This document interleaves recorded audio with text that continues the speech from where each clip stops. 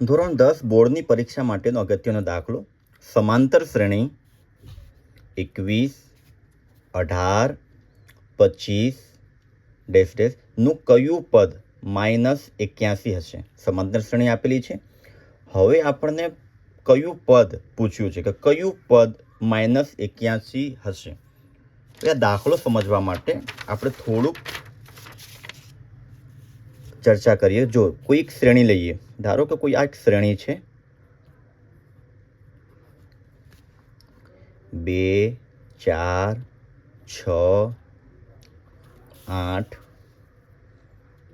10, 12 અનંત સુધી, બરાબર? આ એક શ્રેણી છે. જો તો આ બે જે છે એ પહેલું પદ છે, તો એને આપણે જો લખવું હોય તો શું લખાય? A1. એ જ રીતે જો આ બીજું પદ, આને આપણે લખીશું A2. આ જે છે ત્રીજું પદ A3, બરાબર? જે નંબરનું પદ હશે એ નંબર અહીંયા આપણે લખીશું. ચોથું પદ આ છે, પાંચમું પદ, અને આ જે છે છઠ્ઠું પદ, બરાબર મિત્રો? જો જ્યારે હું એમ કહું કે 6 એ શું છે, તો તમે કહેશો કે ત્રીજું પદ, એટલે કે A3 બરાબર 6, બરાબર? હવે જો એ જ રીતે જો પાંચમું પદ પૂછ્યું હોય, છઠ્ઠું પદ પૂછ્યું હોય, તો તમે લખી શકો. હવે જો પ્રશ્નમાં જેમ આપણને પૂછ્યું છે એ પ્રમાણે હું તમને પૂછું કે આ જે શ્રેણી આપેલી છે એ શ્રેણીમાં કયું પદ 12 છે? જો એ શ્રેણીમાં 12 દેખાય છે એટલે તમે સરળતાથી કહી શકો કે ભાઈ 1, 2, 3, 4, 5, 6 છઠ્ઠું પદ એટલે કે A6 બરાબર 12. છઠ્ઠું પદ 12 છે. હવે જો તમે જે નોટિસ જો તમે કર્યું હોય તો અહીંયા જો A1 બરાબર તમે લખો છો 2, A2 બરાબર તમે લખો છો 4, A3 બરાબર તમે લખો છો 6, A4 બરાબર તમે લખો છો 8, એ જ રીતે A5 બરાબર તમે લખો છો 10, અને A12 બરાબર લખો છો તમે, સોરી, A6 બરાબર લખો છો તમે 12, એટલે કે છઠ્ઠું પદ 12. એટલે જે નંબરનું પદ છે તમે જો નોટિસ કરશો તો દરેકમાં તમને AN દેખાશે. કઈ રીતે? જો અહીંયા પણ તમે AN લખ્યું કે AN બરાબર 2, પણ N બરાબર શું? 1, કેમ કે પહેલું પદ છે એટલા માટે. અહીંયા પણ તમે જુઓ તો AN બરાબર 6, N બરાબર શું છે? 3.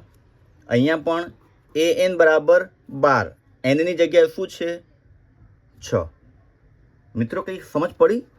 જે પણ પદ પૂછ્યું હોય કે કયું પદ હશે, તો એ પદની જગ્યાએ આપણે સૌ પ્રથમ AN લખીશું કે AN બરાબર, હવે જે નંબરનું પદ હોય એ નંબર કયું પદ હશે, તો AN બરાબર માઇનસ, હવે આ દાખલામાં -81, AN બરાબર આપણે દીધું છે. હવે આપણે ખાલી ફક્ત N શોધવાનું છે કે N બરાબર શું. જો N મળી જશે એટલે આપણને જવાબ મળી જશે.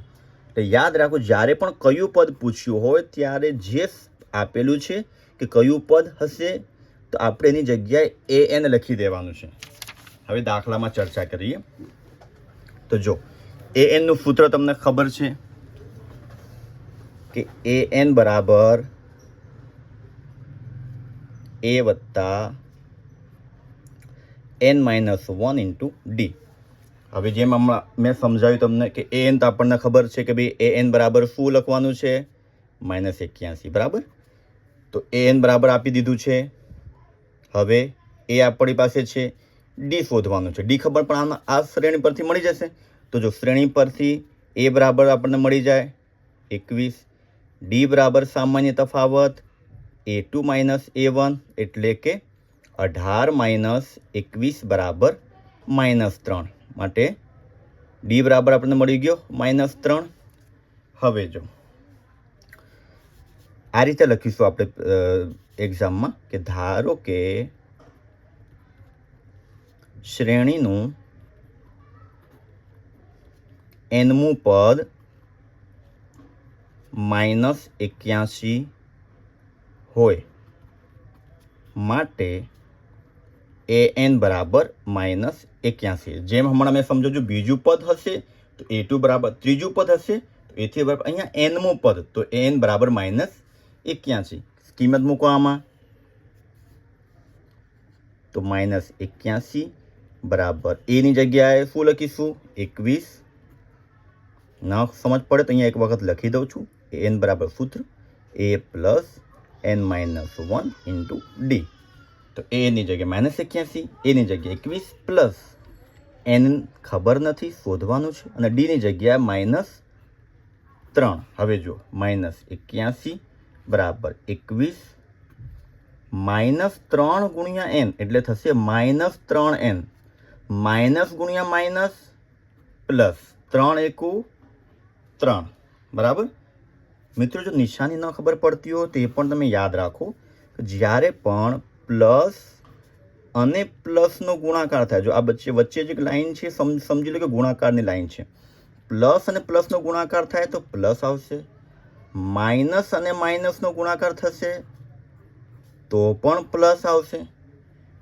પ્લસ અને માઇનસનો ગુણાકાર થશે તો માઇનસ આવશે પહેલા માઇનસ હોય અને પછી પ્લસ હોય અને બંનેનો ગુણાકાર હોય તો પણ માઇનસ આવશે યાદ શું રાખવાનું જ્યારે પણ બે સરખી નિશાની હોય જો અહીંયા પણ બંને સરખા છે અહીંયા પણ બંને સરખા છે તો એમનો ગુણાકાર હંમેશા પ્લસ અને બંને નિશાની અલગ અલગ હોય તો ગુણાકાર માઇનસ ઠીક હવે જો અહીંયા 21 અને 3 શું થશે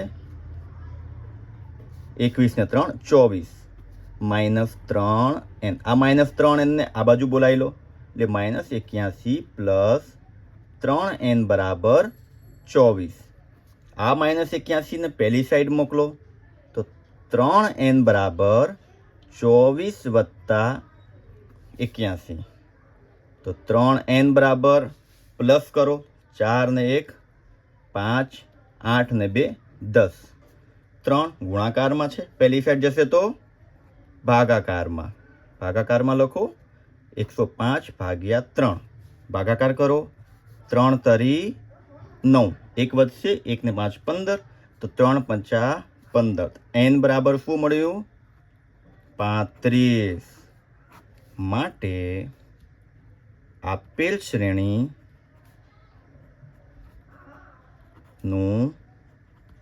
કયું પદ 35મું પદ 35મું પદ -81 હશે આપણો જવાબ મિત્રો જો દાખલો સમજ પડી હોય તો ચોક્કસપણે લાઈક કરજો ચેનલ સબસ્ક્રાઈબ કરજો અને તમારા વિદ્યાર્થી મિત્રોને જરૂર શેર કરજો જેથી એ લોકો પણ એક્ઝામમાં સરળતાથી પાસ થઈ શકે